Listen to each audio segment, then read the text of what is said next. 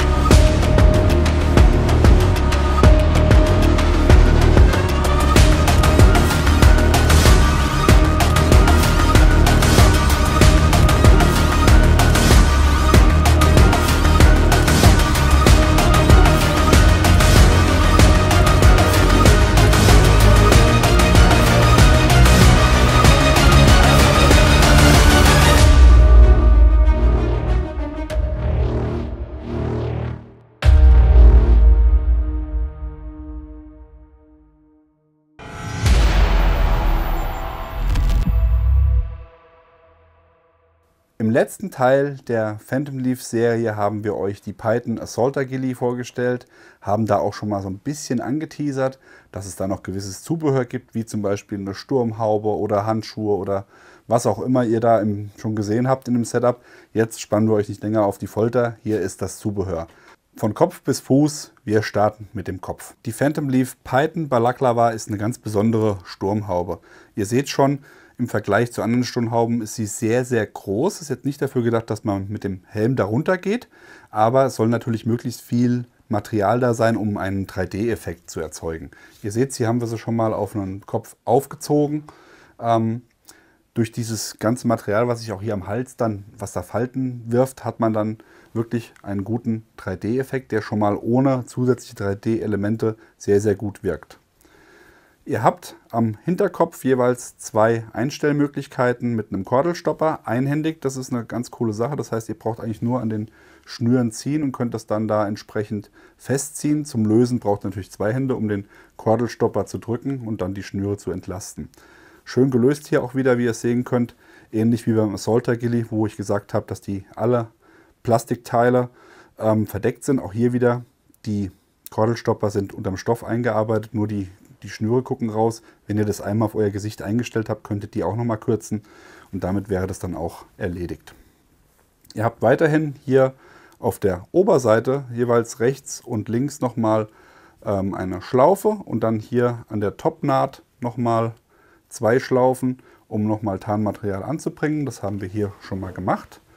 Das Sehfeld lässt sich mit der Balaklava hier sehr gut einstellen. Ihr habt diese zwei Schockhortbänder, wo ihr dann entsprechend einmal im oberen Kopfbereich und einmal im unteren Kopfbereich das Ganze zusammenziehen könnt, damit dann am Ende sowas hier herauskommt. Ihr habt ein System, wo ihr wirklich, ihr seht es ja wie eine Brille quasi, das Oberteil der Balaklava geht bis über eure Nase und auch das Unterteil geht nach oben. Das heißt, ihr habt dann hier diese Schattenbildung, die man normalerweise ja nicht will, aber gerade hier bei den Augen möchte ich die haben. Man hat diesen Überwurf, dass dadurch eure Augen so ein bisschen in den Hintergrund gerückt werden automatisch und durch die großen Schlitze, die hier entstehen, habt ihr ein unglaublich weites Sehfeld. Also ihr habt wirklich euer normales Sehfeld, was ihr habt. Ja, ist natürlich erstmal ein bisschen ungewohnt, dass hier in der Mitte was ist, aber dafür habt ihr hier eine sehr, sehr hohe Peripherie, ein peripheres Sehfeld und habt trotzdem noch nach vorne ein sehr, sehr gutes Sehfeld. Also das haben sie wirklich extrem gut umgesetzt, meiner Meinung nach. Zur Tarnung gibt es von Phantom Leaf hier diese Blattapplikation. Die könnt ihr entsprechend in allen möglichen WASP 2 Farbkombinationen kaufen und dann auch entsprechend beliebig nutzen. Ich mache es jetzt mal absichtlich falsch. Ihr solltet natürlich immer darauf achten, wenn ihr die Blätter nutzt, nutzt die auch auf derselben Unterlage. Ja? Also wenn ihr Z2 habt, dann nutzt ihr natürlich auch Z2 Blattwerk auf den entsprechenden Stellen. Und auch da wieder, ihr könnt natürlich auch auf einem Z2 mit Z3A oder Z4 arbeiten, aber möglichst halt darauf achten, dass das irgendwo Sinn macht. Ja? Dass sie hier, wäre jetzt hier zum Beispiel nochmal ein Stück, wo ich Material anbringen könnte, dann könnte ich hier dieses Blattwerk Ja, könnte ich anbringen, es würde einigermaßen dazu passen von der Farbe, aber hier oben würde es jetzt überhaupt keinen Sinn ergeben, weil hier oben einfach ja, alles weiß unten drunter ist. Ja? Dass da was komplett Grünes rausschimmert, das ist jetzt in der Natur nicht so häufig. So, das heißt, ich zeige es euch jetzt aber extra falsch, damit ihr es gut erkennen könnt. Ihr führt das einmal durch, dass rechts und links dann diese U-Form, diese umgedrehte U-Form hier herausguckt. Dann macht ihr da einfach einen Knoten rein. Eine ganz simple Schlaufe.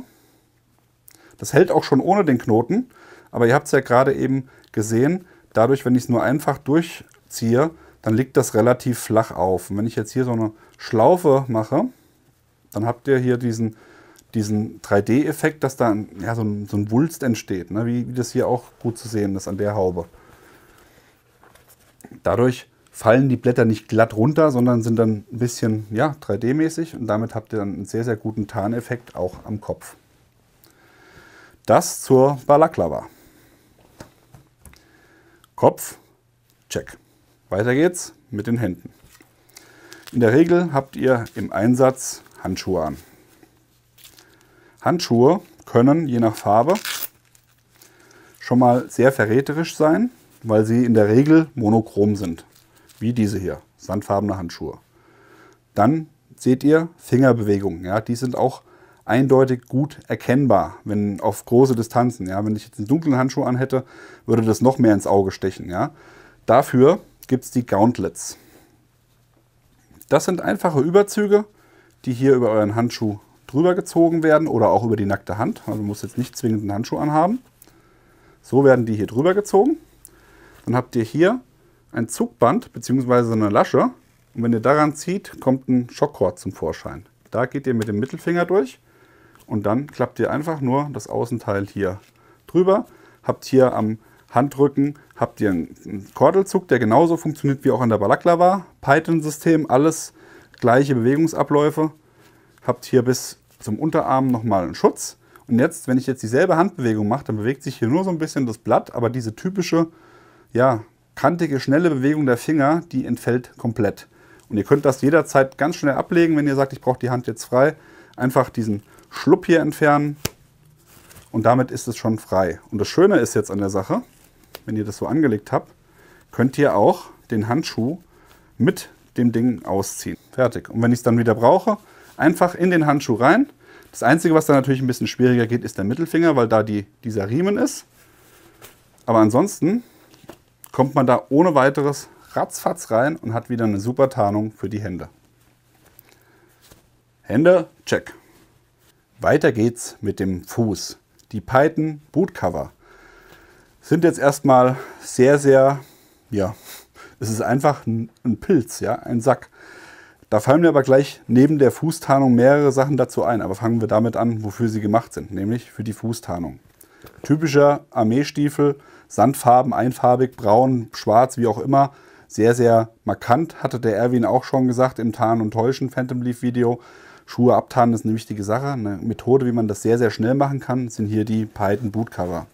Da geht ihr nämlich einfach nur rein und das war's. Fertig. Ja? Der Schuh ist getarnt, den könnt ihr auch noch bis oben hin zuziehen und habt damit die typische Fußform verdeckt. Hier sind auch nochmal Anklippmöglichkeiten, um das an den Beinlingen festzumachen und damit ist die Sache erledigt. Ihr seht jetzt, ihr habt jetzt kein besonderes Profil. Man kann damit laufen, also das geht, hat jetzt natürlich jetzt kein extra Rutsch, keine Möglichkeit zu rutschen, also beziehungsweise keinen Rutschhalt. So, genau, rutschen wird man damit eher. Aber dafür sind sie auch nicht gemacht. Und vor allem, wenn ich die am Fuß habe, sind die ja auch super schnell abgestreift. Ja? Also das ist wirklich, um mal von A nach B schnell sich fortzubewegen, 1-2 Meter ist es kein Thema. Aber ansonsten würde ich euch empfehlen, die auszuziehen. Was fällt mir noch ein, wenn ich diese Fußtarnung sehe? Wenn ich keine Balaklava zur Verfügung habe, mache ich den Chefkoch. Ja? Sieht jetzt vielleicht albern aus, aber ich sage euch, das ist besser als das. Ja, weil das kennt ihr, das kennt jeder, die Form, aber das ist eine untypische Form. Außer beim Pizzabäcker vielleicht. Damit seid ihr auf jeden Fall besser getarnt als mit sowas. Also von daher auch hier wieder gute Möglichkeit, den Schuh, den Booty zu missbrauchen. Oder, wie wir es hier gemacht haben, als Kameraschutz Schutz oder beziehungsweise Abdeckung. Dazu müsst ihr die Schuhe leider kaputt machen. Ihr müsst dann hier einfach ein Loch vorne reinschneiden. Aber das ist kein Thema, kann man ja machen, wenn man sagt, für die Füße brauche ich jetzt nicht unbedingt was, aber die Kamera wäre mir schon wichtig, dass man da irgendwie was zum Beobachten hat. Bevor man mit dem großen Tarnnetz anfängt, hat man hier sehr, sehr schnell mit einem Loch im Booty die Kamera abgetarnt. Cooles Ding. Wie Erwin sagen würde, wichtig ist in diesem Fall kombiniert. Ja? Wir haben es im Tarn- und Täuschen-Video schon gezeigt. Tarnmuster kombinieren kann immer sinnvoll sein. Bei einem Oberteil, bei einer Oberteil und bei einer Hose vielleicht jetzt nicht unbedingt, aber wenn ihr kombiniert mit Händen zum Beispiel, ja, sagen wir mal, ihr liegt an einem Hang und habt da ein bisschen grüneren Bereich, da ein bisschen brauneren Bereich, dann nehmt ihr einfach ein Gauntlet in der Farbe, ein Gauntlet in der Farbe und schon habt ihr euch der Umgebung wieder super angepasst. Ja? Und genau darauf zielen ja auch die Assault Agilies. Schnell die Tarnung wechseln, ohne dass man mit irgendwelchen Wendesystemen arbeiten muss, die alle nur halb ausgegoren oder ausgegart sind. Ich denke, da wird noch vieles mehr kommen. Wer mal ein bisschen bei Phantom Leaf stöbert, der hat auch schon gesehen, es gibt Backpack-Cover, es gibt Beinlinge, es gibt Waffenüberzüge. In Sachen Zubehör, Python, habt ihr wirklich ein sehr, sehr breites Spektrum, um nochmal eure WASP-2-Uniform aufzuwerten, um nochmal 3D-Elemente dazu zu bringen, um das Ganze wirklich perfekt zu vervollständigen. Ihr bekommt die Zubehörteile der Python-Serie überall dort, wo man Phantom Leaf Produkte kaufen kann. Der Link zum Hersteller ist unten eingeblendet. Habt ihr noch Fragen zu irgendeinem der Module? Dann schreibt es uns in die Kommentare. Wenn euch das Video gefallen hat, dann lasst ein Like da, abonniert den Kanal, kommt bald wieder. Es gibt bald noch was anderes Cooles zu sehen, aber was verraten wir noch nicht? Das ist kein Assault Agili. In diesem Sinne, bis dann, macht's gut, bye bye. Flashback! Habt ihr vielleicht jetzt erst zugeschaltet und habt den Teil 7 hier gesehen? Teil 7 bedeutet ja, dann muss es auch andere Teile davor gehen. Schaut mal ans Ende des Videos und in die Beschreibung und im Blog, da sind alle Teile nochmal aufgeführt. Geht los mit Teil 1, 2, 3 der verschiedenen Tarnmuster, Tarnen und Täuschen, Tarnmustervergleich, die Assault Agilis. Das wird noch eine richtig, richtig coole lange Serie, da kommt noch einiges. Wir haben schon mit dem Hersteller gesprochen. Freut euch drauf und wir sind bald wieder da.